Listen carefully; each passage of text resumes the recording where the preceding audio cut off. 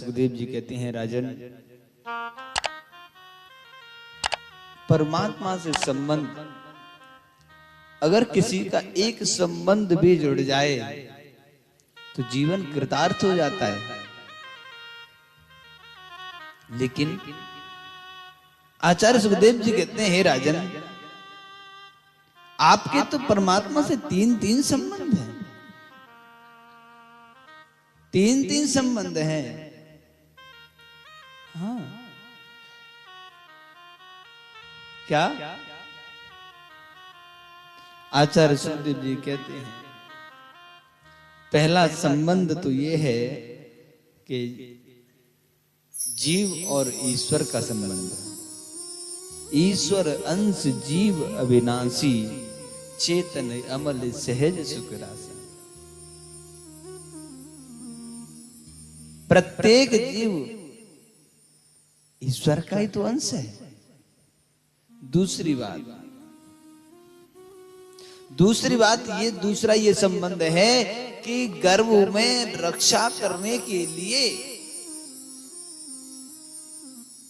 गोविंद सूक्ष्म रूप लेकर के आपकी रक्षा की, यानी गर्भ में रक्षा करने वाले गोविंद आपकी रक्षक बने। यह बहुत विशेष संबंध है कि स्वयं परमात्मा तुम्हारी रक्षा करने के लिए गर्भ में जाते हैं।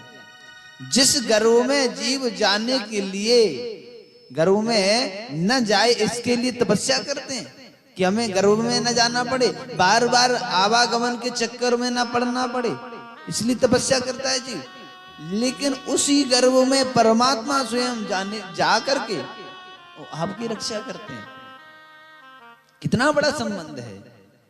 तीसरा संबंध है कि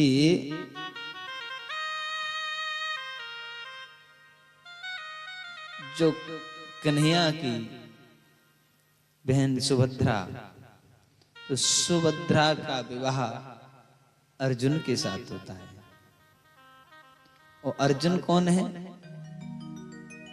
परीक्षित जी के दादाजी। अर्जुन के नाती तो ही है परीक्षित जी।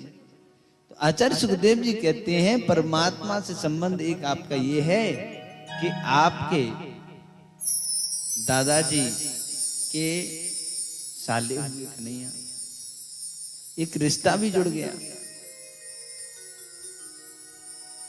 क्योंकि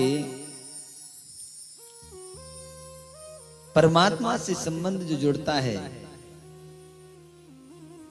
जिसका संबंध जुड़ जाए उसका जीवन कृतार्थ हो जाता है। इस प्रकार आचार्य सुखदेव जी ने राजा परीक्षित को बताया है। अब कन्हैया ने सुधर्मा सभा बुलाई है। सुधर्मा सभा जिसे कहते हैं प्रेरणा देने वाली, अपने नाती बेटाओं को सुंदर शिक्षा देने की सभा बुलाई है, जिसमें कन्हैया ने अपने नाती बेटाओं को बुला करके एकत्रित करके सुंदर शिक्षा प्रदान की है। कहा है कि संत ब्राह्मण गौ माता का अपमान कभी नहीं करना चाहिए। संतों का अपमान, ब्राह्मणों का अपमान, गौ माता का अपमान, अतिथियों का अपमान कभी नहीं करना चाहिए। कहा, इतना सुंदर प्रेरणा देने के बाद भी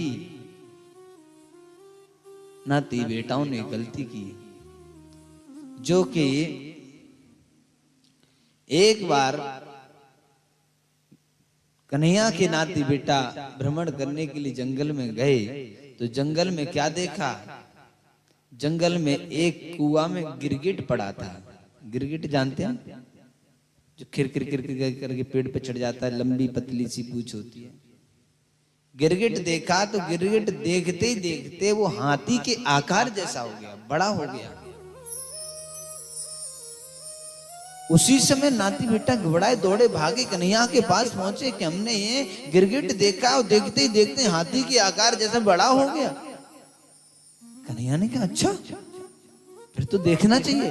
कन्हैया तुरंत जाते हैं। कन्हैया जैसे पहुंचे, कन्हैया ने उससे स्पर्श किया है। जैसे स्पर्श किया है, सभी नाती बेटा देख रहे हैं, देखते देखते वो दिव्य स्वरूप धारण कर लेता है।